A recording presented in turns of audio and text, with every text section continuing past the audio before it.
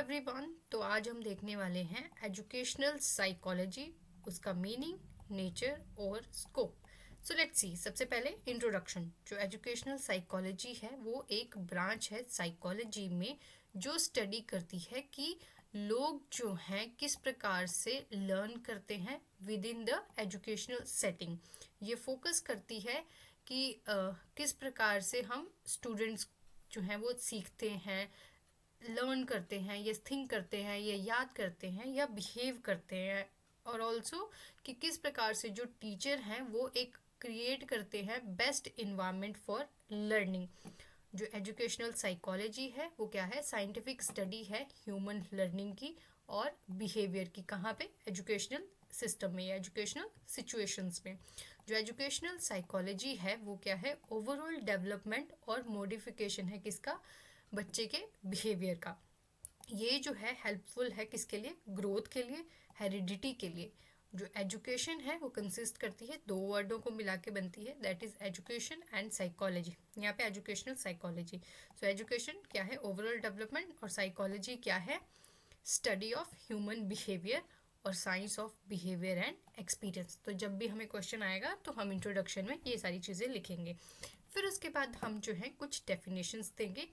तो यहाँ पे दो डेफिनेशन दी है। पहली है क्रो एंड क्रो, जो बोलता है एजुकेशनल साइकोलॉजी डिस्क्राइब और एक्सप्लेन करती है लर्निंग एक्सपीरियंस को किसके? एक इंडिविजुअल पे। कहाँ से?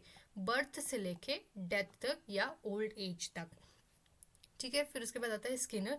स्किनर क्या बोलता है कि जो एजुकेशनल साइकोलॉजी है वो एक ब्रांच है साइकोलॉजी की जो डील करती है किसके साथ? टीचिंग और लर्निंग के साथ। तो जब भी एजुकेशनल साइकोलॉजी पे क्वेश्चन आएगा, मतलब लॉन्ग में 16 मार्कर, तो आप डेफिनेशन ज़रूर लिखेंगे। उसके साथ ही अगर आपको और ज़्यादा लिखने के लिए कंटेंट चाहिए तो आप पहले साइकोलॉजी को डिफाइन कर सकते हैं, जिसमें आप कोई दो डेफिनेशन दे सकते हैं। जैसे यहाँ पे दी है एल्बर्ट बेंडूरा, वो बोलते हैं कि साइकोलॉजी क्या है? स्टडी ऑफ ह्यूमन माइंड और एक्शन। और जॉन डुई बोलते हैं जो साइकोलॉजी है वो क्या है? Study of human nature and behaviour. उसी के साथ एजुकेशन की अगर आपको डेफिनेशन लिखनी हो तो आप ये लिख सकते हैं कि अकॉर्डिंग टू पेस्थोलॉजी जो एजुकेशन है वो क्या है? नेचुरल एफर्ट है एंड हारमोनियस डेवलपमेंट है किसकी? लोगों की इन्नेट पावर की, जो आंतरिक आपकी पावर होती है वो। अकॉर्डिंग टू हीगल जो एजुकेशन है वो क्या है? प्रोसेस है इम्प्रूव करने की, क्या? ह्यूमैनिटी को। कहाँ से? फ्रॉम प्रिमिटिव माइंड, जो हमारा ट्रेडिशनल पुराना दिमाग है, वहाँ से लेके एक state of freedom through hard work. फिर हम आएंगे नेचर ऑफ एजुकेशनल साइकोलॉजी में। सो एजुकेशनल साइकोलॉजी क्या है? ये स्टडी करती है बिहेवियर ऑफ लर्नर। कहाँ पे? Educational setting. जैसे हमने ऊपर देखा, ये टीचर को हेल्प करती है कि वो अंडरस्टैंड कर पाए कि स्टूडेंट जो है किस तरह से सीखता है, सोचता है, फील करता है और बिहेव करता है। उसी के साथ ये जो है सो दैट ही और she can make the learning more effective. चलो, नेचर में सबसे पहले आता है पॉजिटिव साइंस। सो जो एजुकेशनल साइकोलॉजी है एक पॉजिटिव साइंस है because it studies what is not what ought to be. अब इसका मतलब क्या होता है कि ये एक साइंटिफिक बेस्ड है। व्हाट इज का मतलब होता है जो प्रेजेंट है एज मोमेंट की ये है, और व्हाट आउट टू बी बोलता है कि ये होना चाहिए। सो पॉजिटिव साइंस यही होता है। जो ये है ये फोकस करता है किसके ऊपर? ऑब्जर्वेशन के ऊपर। ये ऑब्जर्व करता है, ये मेजर करता है और एक्सप्लेन करता है ह्यूमन बिहेवियर को किस प्रकार से? साइंटिफिकली। फॉर एग्जांपल कि किस प्रकार से जो है मोटिवेशन अफेक्ट करती है लर्निंग को। ये जो है किसके ऊपर बेस्ड है? फैक्ट्स के ऊपर, एक्सपेरिमेंट्स के ऊपर, ऑब्जर्वेशन के ऊपर, ना कि अजम्पशन के ऊपर। ठीक। फिर उसके बाद अगर कोई एग्जाम्पल देने को बोले तो आप कोई भी एग्जाम्पल दे सकते हो जो आपके दिमाग में आ रहा हो, या फिर आप साइंटिफिक दें तो यहाँ पे पैब्लो का एक्सपेरिमेंट बताया गया था जो उसने किया था क्लासिकल कंडीशनिंग के ऊपर, जो क्या बताती है कि जो लर्निंग है वो उसको हम ऑब्जेक्टिवली मतलब साइंटिफिकली जो है वो पढ़ सकते हैं। और अगर आपने मेरी पैब्लो की थ्योरी नहीं देखी है तो आप जो है इसी यूट्यूब चैनल पे उसे भी देख सकते हैं। नेक्स्ट हमारे पास आता है अप्लाइड साइंस। अब अप्लाइड साइंस एक ब्रांच ऑफ साइकोलॉजी है बिकॉज ये जो है अप्लाई करती है साइकोलॉजिकल प्रिंसिपल्स को सो दैट वो जो है एजुकेशनल प्रॉब्लम्स को सॉल्व कर पाए। For example concept from general psychology, जैसे कि लर्निंग, मोटिवेशन और इंटेलिजेंस। ये इन सारे कॉन्सेप्ट को हम डे टू डे जो क्लासरूम सिचुएशन है उसमें भी अप्लाई करते हैं। फॉर एग्जांपल हम जो है री इन्फोर्समेंट टेक्निक्स जो है वो यूज़ करते हैं सो दैट जो स्टूडेंट की अटेंशन है उसको इम्प्रूव किया जाए। नेक्स्ट हमारे पास आता है प्रैक्टिकल साइंस। अब प्रैक्टिकल साइंस क्या है, ये बोलता है जो एजुकेशनल साइकोलॉजी है एक इज़ प्रैक्टिकल, बिकॉज यहाँ पर जो है ये टीचर को यूजेबल टेक्निक्स जो है वो मतलब ऐसी बहुत सारी टेक्निक्स होती हैं जो टीचर यूज़ करता है प्रैक्टिकली। कहाँ पे? क्लासरूम में। किसके लिए? क्लासरूम मैनेजमेंट के लिए, गाइडेंस के लिए या इवेल्युएशन के लिए। ये जो है हेल्प करता है टीचर को बहुत सारे टीचिंग मेथड डिज़ाइन करने में, लेसन प्लान बनाने में, असेसमेंट में, जो कि स्टूडेंट के लिए बेस्ट हो। For example applying blooms taxonomy while preparing learning objective. अगर आपने अगेन ब्लूम्स टेक्सोनॉमी नहीं देखी है तो अगेन इसी चैनल पे अवेलेबल है, आप चेक कर सकते हैं। फिर उसके बाद आता है next nature, that is educational science. ये क्या है? साइंस ऑफ एजुकेशन, बिकॉज ये प्रोवाइड करती है क्या? साइकोलॉजिकल फाउंडेशन, जहाँ पे जिसके ऊपर जो है एजुकेशन निर्भर करता है। ये हेल्प करती है हमें कि किस प्रकार से लर्निंग होती है और किस प्रकार से जो है टीचिंग को इम्प्रूव किया जा सकता है और किस प्रकार से जो है इंडिविजुअल डिफरेंसेस जो है वो एजुकेशन को अफेक्ट करते हैं। For example understanding learner theories help in developing effective pedagogy. अब पैडागोजीज भी बहुत टाइप की होती है, एंड्रोगोजी होती है, ह्यूटोगोजी होती है, राइट। अगर आपको इन तीनों में डिफरेंस नहीं पता तो आप जो है यहाँ पे देख सकते हैं इसी चैनल पे तीनों में डिफरेंस। फिर आता है सोशल साइंस, जो सिंस जो एजुकेशन है वो अक्कर करती है कहाँ पे? सोसाइटी में, यानी कि सोशल कॉन्टेक्स्ट में। सो जो एजुकेशनल साइकोलॉजी है वो स्टडी करती है कि किस प्रकार से जो इंडिविजुअल हैं बिहेव करते हैं ग्रुप में और इंटरेक्ट करते हैं सोसाइटी में। ये जो है रिलेट करती है किसके साथ? लर्निंग विद सोसाइटी, कल्चर और इन्वायरमेंट के साथ। फॉर एग्जांपल जो ग्रुप लर्निंग है या कोऑपरेटिव लर्निंग टेक्निक्स हैं वो कहाँ पे रूटेड है? सोशल साइकोलॉजी में उनका हम देख सकते हैं कि they are embedded in social psychology. फिर आता है डेवलपिंग साइंस। जो एजुकेशनल साइकोलॉजी है वो क्या है? डेवलपिंग साइंस है, बिकॉज जो ह्यूमन बिहेवियर है वो चेंज होता जाता है और जो न्यू रिसर्च आती रहती है कॉन्टीन्यूसली जो है वो ह्यूमन में या किसी भी चीज़ में जो है वो ऐड ऑन करती जाती है। इसीलिए ये डेवलप होती जाती है। फॉर एग्जांपल अभी आजकल हम देख रहे हैं कि एआई लर्निंग आ गई है, डिजिटल अटेंशन स्पैन वगैरह, ये जो है इससे जो लर्निंग है वो एक्सपैंड हो रही है और इसका स्कोप बढ़ रहा है। फॉर एग्जांपल कि जो मॉडर्न स्टडी है ऑन ऑनलाइन लर्निंग बिहेवियर वो बताती हैं कि किस प्रकार से ये इवॉल्व हो रही है। इवॉल्व मतलब डेवलपिंग। फिर आता है एकेडमिक डिसिप्लिन। अब ये जो है एक सिस्टमेटिक फील्ड है स्टडी का, जो स्टडी है फील्ड ऑफ स्टडी जो बताता है कि टीच करता है या बताता है कि टीचर जो है किस प्रकार से एजुकेशनल प्रोग्राम्स को रन करते हैं। This is academic discipline. Because it has its own theory. आप कोई भी सब्जेक्ट पढ़ते हो उसकी अपनी अपनी थ्योरीज होती हैं, मेथड्स होते हैं, रिसर्च एरिया होता है, जिससे वो क्या बनता है? एक एकेडमिक सब्जेक्ट बनता है। For example course on learning theories और educational measurement are part of BEd curriculum, या फिर ये जो चाइल्ड डेवलपमेंट हम पढ़ रहे हैं ये क्या है? ये भी जो हमारे बीएड करिकुलम का पार्ट है। फिर आता है education is a science. Education क्या है?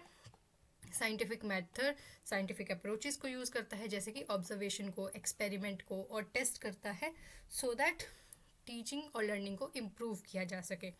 जो एजुकेशनल साइकोलॉजी है वो क्या करती है? साइंटिफिक बेस प्रोवाइड करती है किसके लिए? एजुकेशनल प्रैक्टिसेस के लिए। For example using intelligence test और achievement test in a scientific approach to assess learning. जैसे कि बहुत सारे इंटेलिजेंट टेस्ट और अचीवमेंट टेस्ट करवाए जाते हैं जब आप साइकोलॉजी पढ़ते हैं। तो ये क्या बताते, जिससे हम जो है लर्नर की जो भी लर्नर सीख रहा है उसको असेस कर सकते हैं। तो ये क्या है? एक साइंटिफिक अप्रोच है जिसकी वजह से एजुकेशन क्या बनता है? साइंस। फिर आता है education is multi disciplinary. Educational psychology क्या है? जिसमें जो नॉलेज है कहाँ कहाँ से बहुत सारे डिसिप्लिन से आती है। अकेला ऐसा ही नहीं है कि सिर्फ एक एजुकेशन ही है, एजुकेशन के साथ सोशियोलॉजी भी रिलेटेड है, पॉलिटिकल साइंस भी रिलेटेड है, फिलोसफी भी रिलेटेड है, बायोलॉजी भी रिलेटेड है और टेक्नोलॉजी भी इंटीग्रेटेड है। सो ये कंबाइन करती है इन सब की इनसाइट को, सो दैट वो जो लर्नर है उसको वो होलिस्टिकली जो है वो समझ सकें। फॉर एग्जाम्पल कि हाउ इन्वायरमेंट, अब इन्वायरमेंट की बात करते हैं तो सोसाइटी की बात करते हैं तो वो कहाँ पे आते हैं, सोशियोलॉजी में। वैल्यूज़ की बात करें तो वो फिलोसफी का पार्ट है, और हेरिडिटी की बात करें तो वो बायोलॉजी का पार्ट है। तो अब ये सारे के सारे के सोशियोलॉजी, फिलोसफी और हेरिडिटी कि किस प्रकार से जो है वो लर्निंग को अफेक्ट करते हैं, इसीलिए हम इसको एजुकेशन को बोलते हैं मल्टी डिसिप्लिनरी।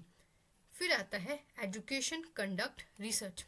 अब जो एजुकेशन साइकोलॉजी है वो क्या है, रिसर्च ओरिएंटेड है। हर टाइम नया नया रिसर्च जो चल रहा है, नए नए टीचिंग मेथड डेवलप हो रहे हैं, तो इसकी वजह से जो है एजुकेशन वो रिसर्च कंडक्ट करती है। इसलिए क्या डिफरेंट एक्सपेरिमेंट्स को यूज़ करते हैं, डिफरेंट केस स्टडीज़ को यूज़ करते हैं, डिफरेंट सर्विस को यूज़ करते हैं, सो दैट वो कोई सोल्यूशन फाइंड आउट करे जिससे लर्निंग और जो टीचिंग की प्रॉब्लम्स हैं उनको सॉल्व किया जा सके। फॉर एग्जांपल जो रिसर्च है किसके ऊपर, on the impact of motivation on student performance, की मोटिवेशन का क्या प्रभाव रहता है स्टूडेंट की परफॉर्मेंस के ऊपर। दिस इज़ ऑल्सो रिसर्च, कोई भी रिसर्च हो सकती है, या स्टूडेंट की परफॉर्मेंस पे, या फिर टीचर की जो री इन्फोर्समेंट है उसका क्या असर रहता है स्टूडेंट की परफॉर्मेंस पे।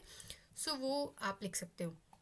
अब इसके साथ ही कुछ बोनस पॉइंट हैं, जो पॉइंट्स अगर आपको लगता है ऊपर लिखे हुए हैं उनको आप मत लिखिएगा, जैसे ये पॉजिटिव और प्रैक्टिकल है, चाइल्ड सेंटर्ड है, साइंटिफिक नेचर, ही हमने तो बहुत बार देख लिया, कॉन्टिन्यूस प्रोसेस है, help in prediction and control, focus on individual differences. So अगर आपको मान लो सिर्फ नेचर ही पूछा जाए तो आपके पास और ज़्यादा पॉइंट होंगे। ऑलरेडी यहाँ पे 10 पॉइंट हैं, यहाँ से भी आप 3 4 5 पॉइंट निकाल सकते हैं और अपने आंसर को 16 मार्कर बना सकते हैं। अब चलिए देखते हैं स्कोप ऑफ एजुकेशनल साइकोलॉजी।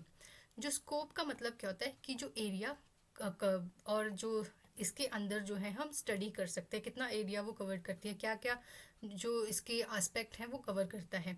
सो ये क्या है, एक ब्रॉड एस्पेक्ट है और ये इंक्लूड करता है कि सारे के सारे फैक्टर जो टीचिंग और लर्निंग को अफेक्ट करती हैं। सबसे पहले आता है बिहेवियर और प्रॉब्लम ऑफ बिहेवियर।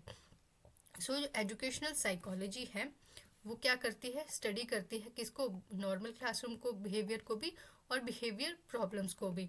ठीक है, ये एनालाइज करती है कॉजेज़ को कि किस प्रकार से होम, स्कूल, टेम्परामेंट या अनमीट जो नीड्स हैं ये अफेक्ट कर रहे हैं लर्निंग को। फिर मेंटेनिंग फैक्टर्स जैसे कि री enforcement, peer attention and intervention जो है किस प्रकार से जो है लर्नर के बिहेवियर को अफेक्ट कर रहे हैं, क्या प्रॉब्लम्स उनको फेस कर रहे हैं, ये हम इसमें देखते हैं।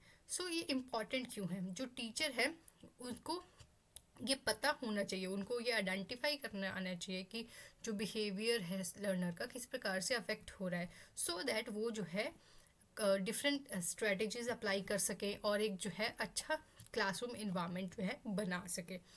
ठीक है, अगर मान लो टीचर ने प्रॉब्लम को आइडेंटिफाई कर लिया पहले ही, तो इससे क्या होगा, ये जो है लर्निंग लॉस को जो है वो रिड्यूस कर सकता है और जिससे जो है वो सोशल एक्सक्लूजन भी जो है वो रोका जा सकता है। राइट, फिर आता है हमारे पास इंडिविजुअल डिफरेंसेस, नेक्स्ट स्कोप। अब ये कवर करता है वेरिएशन अमंग लर्नर्स इन एबिलिटी। अब हर जो लर्नर है राइट वो डिफरेंट होता है, सबकी सीखने की कैपेसिटी लर्न है, सबके इंटरेस्ट अलग है, सबके लर्निंग स्टाइल्स अलग हैं, सबकी मोटिवेशन अलग है, सोशो इकोनॉमिक बैकग्राउंड भी सबके अलग है और सबका सीखने का जो पेस है वो भी अलग है। तो educational psychology through different tools like psychometric test, observational data और इनफॉर्मल असेसमेंट के थ्रू जो है वो इंडिविजुअल डिफरेंसेस को अंडरस्टैंड, उसको फिगर आउट करने की कोशिश करता है।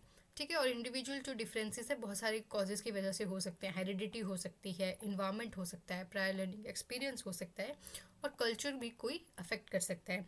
अब ये इंपॉर्टेंट क्यों है, जो इंस्ट्रक्शन है मस्ट बी डिफ्रेंशिएटेड, मतलब अगर दो इंडिविजुअल डिफरेंट हैं और उनका लर्निंग पेस डिफरेंट है तो टीचर को ये पता होना चाहिए ना कि कौन से लर्नर को किस तरह से पढ़ाना है, कौन सा टीचिंग मेथड कौन से वाले लर्नर को यूज़फुल है।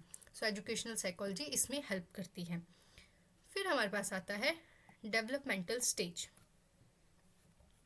अब डेवलपमेंटल स्टेज क्या है? ये जो है study of age related physical, cognitive, social and moral progression. ये एम्फेसाइज करती है किसके ऊपर? प्रिडिक्टेबल पैटर्न के ऊपर।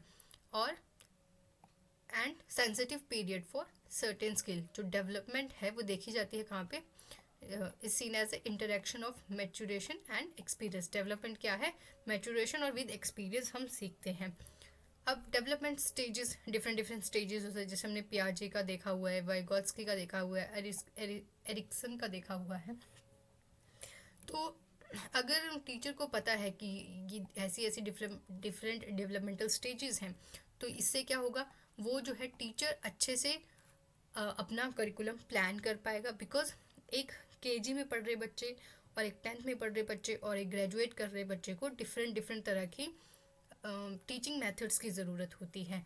तो इसीलिए जो एजुकेशनल साइकोलॉजी है वो हेल्प करती है कि वो एज अप्रोप्रिएट कंटेंट बना सके, डिफरेंट मेथड्स और असेसमेंट के यूज़ कर सके, सो दैट वो जो इन अप्रोप्रिएट एक्सपेक्टेशंस हैं वो जो है उनको अवॉइड किया जाए। इन अप्रोप्रिएट एक्सपेक्टेशंस मतलब कि सभी बच्चों से उम्मीद करना कि सारे के सारे बच्चे 100 मार्क्स लेके आएंगे, नो मैटर वॉट उनके इंडिविजुअल डिफरेंसेस है। किसी को समझ ही नहीं आया फिर भी टीचर की उम्मीद है कि 100 मार्क्स लेके आएंगे। बट अगर टीचर को पता है कि डिफरेंट डेवलपमेंटल स्टेजेस हैं, डिफरेंट स्टेजेस पे बच्चा लर्न करता है, तो उस चीज़ को अवॉइड किया जा सकता है, राइट। फिर आता है next scope, that is child study. अब जो चाइल्ड स्टडी क्या है कि जो सिस्टमेटिक ऑब्जर्वेशन और जो रिकॉर्डिंग, मतलब ऑब्जर्व करना किसी इंडिविजुअल को या बच्चे को, बच्चे के क्या बिहेवियर को, इंटरेस्ट को, लर्निंग हैबिट को और इन्वायरमेंट को कैसे विद टाइम, ओवर टाइम, ठीक है। और जो वेरियस मेथड्स यूज़ किए जाते हैं इसके लिए वो है case studies, diaries, standardise test और इंटरव्यूज़। जो चाइल्ड स्टडी है वो कहाँ कहाँ इंटीग्रेट करती है? Home, school and community information के ऊपर। अब ये इम्पॉर्टेंट क्यों है चाइल्ड स्टडी? क्योंकि ये प्रोवाइड करती है एक होलिस्टिक प्रोफाइल फॉर रेमिडिएशन, कि हमें क्या रेमेडीज़ यूज़ करनी है। अगर हमें बच्चे के बिहेवियर, इंटरेस्ट और लर्निंग हैबिट और इन्वायरमेंट का पता है और हमने डिफरेंट मेथड्स यूज़ कर लिए हैं, तो उससे क्या होगा? हम जिस प्रकार से उस बच्चे को नीड होगी हम वैसी रेमेडी जो है वो क्रिएट कर पाएंगे, ठीक है। और ये क्या करेगा? गाइडेंस भी प्रोवाइड करेगा और पेरेंट्स और टीचर की कोलैबोरेशन भी इससे बढ़ेगी, राइट। फिर आता है लर्निंग। जो कोर एरिया जैसे कि थ्योरीज जैसे और प्रोसेसेस और स्ट्रेटजीज हैं, वेरियस थ्योरीज हैं, प्रोसेसेस हैं, स्ट्रेटजीज हैं जो हम यूज़ करते हैं फॉर लर्निंग। एजुकेशनल साइकोलॉजी में डिफरेंट थ्योरीज आई, जैसे कॉग्निटिव थ्योरी है, कंस्ट्रक्टिविस्ट थ्योरी है, सोशल लर्निंग है, डिफरेंट प्रोसेसेस हैं हमारे पास जिससे हम बच्चे को सिखाते हैं, जैसे कि कंडीशनिंग, रीइंफोर्समेंट, इनकोडिंग। और डिफरेंट स्ट्रेटजीज हैं जैसे कि हम प्रैक्टिस कराते हैं, उसको रिहर्सल कराते हैं, इलेबोरेट कराते हैं और या मेटाकॉग्निशन का यूज़ करते हैं। इसी के साथ साथ ही ये जो है वो क्या करती है? ट्रांसफ़र करती है लर्निंग और कंडीशन को, जो जिससे ज़्यादा जो है वो रिटेंशन जो है इम्प्रूव होती है। अब ये इम्पॉर्टेंट क्यों है? मतलब लर्निंग के लिए लर्निंग क्यों इम्पॉर्टेंट है एजुकेशनल साइकोलॉजी में? बिकॉज जो टीचर है must translate theory into practice. अगर जो बच्चे को टीचर ने थ्योरी में समझाया वो प्रैक्टिस भी करवाना चाहिए, क्योंकि हमेशा ये होता है कि जब भी आप प्ले वे मेथड या प्रैक्टिकल करवाते हैं तो बच्चा ज़्यादा रिटेंशन कर पाता है। तो ये चीज़ें भी टीचर को पता होनी चाहिए। सो इससे क्या होगा? एक्टिविटीज़ डिज़ाइन की जाएंगी सो दैट मीनिंगफुल लर्निंग हो सके, डीपर अंडरस्टैंडिंग जो है वो बन सके। फिर आता है पर्सनैलिटी एंड इंटेलिजेंस। ये जो है एजुकेशनल साइकोलॉजी क्या करती है? पर्सनालिटी को स्टडी करती है और उसके जो डिफरेंट इंटेलिजेंस कॉन्सेप्ट है उनके ऊपर फोकस करती है, जैसे कि हमारे आईक्यू लेवल पे ऊपर, मल्टीपल इंटेलिजेंस और इमोशनल इंटेलिजेंस को भी। अब इसका जो फोकस किसके ऊपर होता है? मेजरमेंट के ऊपर, डेवलपमेंट और क्लासरूम इम्प्लीमेशन के ऊपर। ये जो दोनों ही हैं पर्सनैलिटी और इंटेलिजेंट, ये क्या है? मेलिएबल है to an extent. For example कि जो ग्रोथ माइंडसेट और ई आई मतलब इमोशनल इंटेलिजेंस ट्रेनिंग, तो इनको इम्प्रूव किया जा सकता है। अब ये इम्पॉर्टेंट क्यों है? क्योंकि ये टीचर को हेल्प करते हैं अंडरस्टैंड करने में स्टूडेंट की मोटिवेशन को, पीयर रिलेशनशिप को, लीडरशिप पोटेंशियल को और how to scaffold cognitive abilities. अगर आपको स्कैफोल्डिंग का मतलब नहीं पता है तो आप चेक कर सकते हैं आई बटन के ऊपर। फिर उसके बाद हमारे पास आता है मेजरमेंट एंड इवेल्युएशन। अब चाइल्ड साइकोलॉजी में है, अब चाइल्ड साइकोलॉजी है, हम बच्चे को पढ़ा रहे हैं। अब सबसे इम्पॉर्टेंट बात है कि उसको मेजरमेंट भी करें और इवेल्युएट भी करें, सो दैट एक जो अच्छी आउटकम है वो आ सके। ठीक है, डिफरेंट प्रिंसिपल और टूल्स जो है वो यूज़ किए जाते हैं लर्निंग आउटकम को असेस करने के लिए, जैसे कि बहुत सारे test, continuous and comprehensive evaluation जिसे CCE बोलते हैं, फॉर्मेटिव और summative assessment, reliability, availability, norm and criterion referring. ये सारी की सारी टर्म्स आप जो नेक्स्ट सेमेस्टर है उसमें देखेंगे। फिर उसके बाद जो है वो बहुत सारे नॉन कॉग्निटिव असेसमेंट भी करी जाती हैं, जैसे कि पोर्टफोलियो, ऑब्जर्वेशनल चेकलिस्ट। अब इस सबसे इवेल्युएशन और मेजरमेंट से होगा क्या, ये जो है वो इन्फॉर्म करेंगे कि किस प्रकार से इंस्ट्रक्शन दी जाएगी बच्चों को, किस प्रकार से उनकी ग्रेडिंग की जाएगी, फिर उनको डायग्नोसिस किया जाएगा कि वो बच्चा सीख पा रहा है, अगर नहीं सीख पा रहा तो क्या दिक्कत है, करिकुलम इम्प्रूवमेंट जो है वो इससे आएगी। अगर आपके पास मेजरमेंट हो गया, आपने इवेल्युएट किया होगा, तो आप करिकुलम को इम्प्रूव कर पाएंगे अगर आपको पता है वहाँ पे इशू है। सो इससे क्या होगा, फेयरनेस और अकाउंटेबिलिटी आएगी। फिर आता है गाइडेंस एंड काउंसलिंग। अब जो है एजुकेशनल साइकोलॉजी वो हेल्प करती है लर्नर को विद एकेडमिक, वोकेशनल और पर्सनल सोशल प्रॉब्लम्स को टैकल करने में। ये जो है क्या इंक्लूड करती है, career guidance, individual and group counselling techniques, referral system, record keeping. ये एम्फेसाइज करती है डेवलपमेंटल और प्रिवेंटिव काउंसलिंग मेथड्स के ऊपर। अब ये इंपॉर्टेंट क्यों है, जो काउंसलिंग है वो क्या करती है, मेंटल हेल्थ को इम्प्रूव करती है, और ये साथ में ही करियर प्लानिंग और के लिए बहुत सारे यूज़फुल हैं। उसके साथ ही ये बच्चे को बेटर एडजस्टमेंट में हेल्पफुल रहती है। ये जो है वो रिड्यूस करती है ड्रॉप आउट रेट्स और एकेडमिक स्ट्रेस को। फिर आता है group dynamics and group behaviour. अब जो चाइल्ड साइकोलॉजी है वो स्टडी करती है कि किस प्रकार से लर्नर जो है बिहेव करते हैं जब वो ग्रुप में होते हैं। ठीक है, जैसे formation of norms, rules, leadership, cohesion, conformity, inter group conflict and cooperative learning. ये सारी की सारी ग्रुप डायनेमिक्स, ग्रुप बिहेवियर का पार्ट है। ये जो है अप्लाई करती हैं थ्योरीज फ्रॉम सोशल साइकोलॉजी, जैसे कि सोशल फैसिलिटेशन या ग्रुप थिंकिंग टू क्लासरूम। अब इम्पॉर्टेंट क्यों है, क्योंकि ये हेल्प करती हैं टू मैनेज ग्रुप इफेक्टिवली। इसके साथ ये इम्प्रूव करती हैं कोऑपरेटिव लर्निंग को, पीयर ट्यूटरिंग और क्लास कल्चर को। टीचर जो है वो इससे क्या कर सकता है, एक पॉजिटिव पीयर इन्फ्लुएंस क्रिएट कर सकता है। फिर आता है रिसर्च।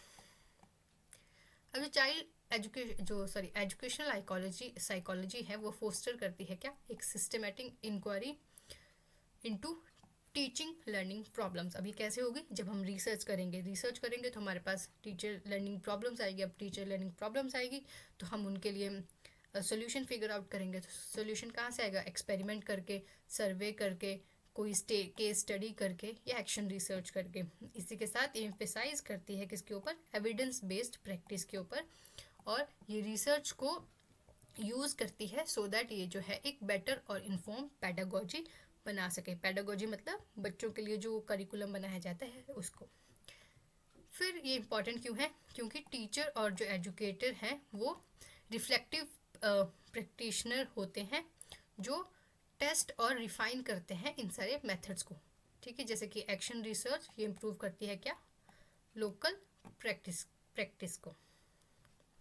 फिर आता है हेरिडिटी एंड डेवलपमेंटल प्रोसेस। अगर हम स्टडी करें जेनेटिक इन्फ्लुएंसेस को, जैसे कि टेम्परामेंट को, एप्टीट्यूड को, और उसका किस प्रकार से वो रोल प्ले करते हैं विद इन द इन्वायरमेंट, सो ये सारी चीज़ें भी हम एजुकेशनल साइकोलॉजी में की स्कोप में देखते हैं।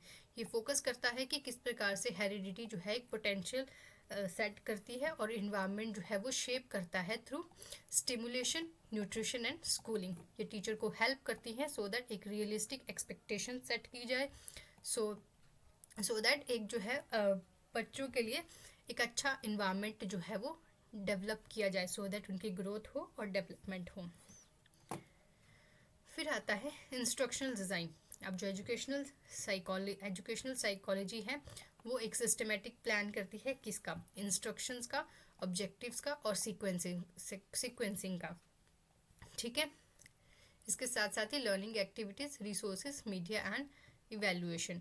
ये इनकॉर्पोरेट करती है डिफरेंट मॉडल्स जो हम आगे भी देखेंगे, Gagne's 9 events, instructional objective, taxonomy, ये जो है and attention to learner characteristics and context important क्यों है, क्योंकि एक अच्छा इंस्ट्रक्शनल डिज़ाइन जो है वो इंश्योर करता है कि लेसन्स जो है वो गोल ओरिएंटेड हों, एफिशिएंटली हों, और उनसे जो है वो एक इंटेंडेड जो है वो लर्निंग आउटकम क्रिएट की जा सके।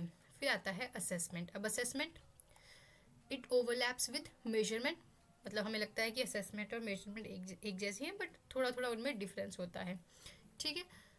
और जैसे कि हमारे पास diagnostic, formative, summative, authentic assessment, ये डिफरेंट टाइप्स हैं असेसमेंट के, क्राइटेरियन, रेफरेंस अप्रोच, ठीक है। ये जो असेसमेंट डाटा है वो किसके लिए यूज़ किया जाता है, रेमिडिएशन, मतलब डिफरेंट रेमिडीज़ बनाने के लिए। ये एम्फेसाइज करता है फीडबैक क्वालिटी के ऊपर और असेसमेंट फॉर लर्निंग के ऊपर। अब ये इंपॉर्टेंट क्यों है, क्योंकि प्रॉपर असेसमेंट प्रैक्टिसेस जो है वो इन्हांस करती है लर्निंग थ्रू टाइमली फीडबैक और जो है and adjustment rather than just ranking students. अब एडजस्टमेंट से क्या होगा कि एक टाइमली फीडबैक मिलेगा जिससे जो है बच्चा अच्छी तरह से एडजस्ट हो पाएगा, अच्छी तरह से सीख पाएगा, इंस्टेड ऑफ कि बस बच्चे को रैंक दे दो कि 1 2 3 पे आ गया छोड़ दो। असेसमेंट उससे भी ज़्यादा है। फिर आता है क्लासरूम मैनेजमेंट। अब जो एजुकेशनल साइकोलॉजी है क्लासरूम मैनेजमेंट में हेल्पफुल है हमारे लिए, जो वेरियस टेक्निक्स हैं वो यूज़ की जाती है सो दैट एक ऑर्गेनाइज, सेफ और मोटिवेटिंग लर्निंग इन्वायरमेंट बच्चे के लिए क्रिएट किए जैसे कि सिटिंग अरेंजमेंट, उसके rules, routines, time management, discipline strategies और प्रिवेंटिव मेजर्स एंड पॉजिटिव री इन्फोर्समेंट। ये सारी की सारी क्या है, एक पॉजिटिव क्लासरूम मैनेजमेंट। ऑल्सो ये क्या करती है, टीचर के जो बिहेवियर है उसको रेगुलेट करती है और जो क्लासरूम का क्लाइमेट है उसको मैनेज करती है। अब इम्पॉर्टेंट क्यों है, जो एक इफ़ेक्टिव क्लासरूम मैनेजमेंट है वो मैक्सिमाइज करती है इंस्ट्रक्शनल टाइम को, स्ट्रेस को रिड्यूस करती है और सपोर्ट करती है learning in all the students. फिर आता है लर्निंग एक्सपीरियंस। अब जो एजुकेशनल साइकोलॉजी है वो डिज़ाइन करती है various learning activities and selection of activities, material and context that produce meaningful learning, जैसे कि experimental learning, inquiry based task, project work, stimulation and real life tasks। ये emphasize करती है किसके ऊपर, active learner centered experience के ऊपर। अब इससे होता क्या है, ये जो है वो प्रमोट करता है क्या, डीपर अंडरस्टैंडिंग, मोटिवेशन और ट्रांसफ़र करता है क्या, जो भी सोल्यूशन फिगर आउट करना है कहाँ पे, रियल वर्ल्ड सिचुएशंस में। फिर आता है नॉलेज इन्हांसमेंट। अब जो है इससे नॉलेज इम्प्रूव होती है और जो है प्रमोट करती है क्या, हायर ऑर्डर कॉग्निटिव स्किल्स, जैसे कि critical thinking, problem solving, concept formation, creativity and metacognition. ये क्या क्या इंक्लूड करती है, scaffolding, questioning technique and opportunities for reflection. अब इससे होता क्या है, टीचर को कैसे हेल्पफुल है, ये जो है जो रट्टा मारने की जो लर्निंग, रोट लर्निंग है उससे ज़्यादा इम्पॉर्टेंट है, because practical knowledge is always important, critical thinking is important. So knowledge है क्या इन्हांस करती है क्या, हमारे पास readiness for learner for complex unfamiliar problems and life long learning processes के लिए। नॉलेज से क्या है, हम डिफरेंट जो भी लाइफ में अनफेमिलियर प्रॉब्लम्स आने वाली है वो हमें टैकल करने में यूज़फुल रहती है। फिर आता है करिकुलम डेवलपमेंट। अब एजुकेशनल साइकोलॉजी हम पढ़ रहे हैं, एजुकेशनल साइकोलॉजी हम पढ़ रहे हैं सो दैट हम एक अच्छा करिकुलम डेवलप कर सकें। इसमें जो है वो वेरियस प्रिंसिपल और प्रोसेसेस जो हैं वो यूज़ की जाती हैं। अब इसमें क्या होता है, अगर अब करिकुलम बनाना है तो आपको क्या चाहिए, एक प्रॉपर एनालिसिस चाहिए, एक ऑब्जेक्टिव होना चाहिए कुछ स्पेसिफिक, फिर उसके बाद हमें कंटेंट सिलेक्शन करना है और उसको ऑर्गेनाइज करना है। उस कहाँ कैसे कैसे होता है, through learning experience, evaluation and revision. ये जो है इसके साथ साथ ही डेवलपमेंट लेवल, सोसाइटी की नीड्स और एजुकेशन के एम्स को भी ध्यान में रख के बनाया जाता है। अब इम्पॉर्टेंट क्यों है, अब एक थ्योरेटिकल ग्राउंडेड और कॉन्टेक्स्ट सेंसिटिव करिकुलम जो है इंश्योर करता है कि जो कंटेंट है वो रेलिवेंट हो और कॉन्टीन्यूटी हो अक्रॉस ग्रेड्स। इसका मतलब कि अगर हम कुछ चीज़ 9th मान लो 6th क्लास में पढ़ रहे हैं तो 7th क्लास में भी कुछ कुछ रिपीट हो रहा है, 7th से बाद 8th में भी हो रहा है, तो क्या है, कॉन्टीन्यूटी है, वन क्लास टू अनदर। ठीक है, ये था हमारे पास स्कोप। फिर उसके बाद हम जो है वो ये लिख देंगे कि कंक्लूजन लिख देंगे, that is educational psychology form the theoretical imperial backbone of effective learning. It informs कि क्या पढ़ाना है, क्या पढ़ाना क्या होता है, करिकुलम, और कैसे पढ़ाना है उसको बोलते हैं instructional design and learning experience, और किस प्रकार से असेस करना है, मेजर करना है, असेसमेंट करनी है, वो ये भी ये एजुकेशनल साइकोलॉजी बताती है। साथ ही बताती है कि लर्नर को किस प्रकार से सपोर्ट करना है, उसको कैसे गाइडेंस देनी है, उसके जो डिफरेंसेस हैं बिहेवियर में उसको कैसे टैकल करना है। ये जो है वो child study and action research को अडॉप्ट करके जो है वो लोकल क्लासरूम रियलिटीज़ या मतलब रियल वर्ल्ड प्रॉब्लम्स को जो है वो सॉल्व करने की कोशिश करती हैं। ठीक है, ये हमारे पास ऑलरेडी 17 पॉइंट्स थे, बट इन केस आपको लगे कि आपको ये और पॉइंट्स चाहिए तो आप ये वाले भी लिख सकते हैं, जैसे कि लर्नर एरिया स्कोप में ये आएगा, learner, child study, learning process, teaching process, learning environment, mental health and adjustment, measurement and evaluation, individual differences. जो जो पॉइंट आपको लगे कि ऊपर रिपीट हो गए हैं उन्हें आप इग्नोर कर सकते हैं, और इनमें से 2-4 पॉइंट और ऐड कर सकते हैं, आपके पास टोटल 20 पॉइंट्स हो जाएंगे। और जब भी आपके पास 16 मार्कर का क्वेश्चन पूछा जाता है तो आप जितना ज़्यादा लिख सकते हैं उतना लिखें, बिकॉज बीएड में वैसे ही एग्ज़ाम आते हैं। So that's all in this lecture, stay tuned, good bye.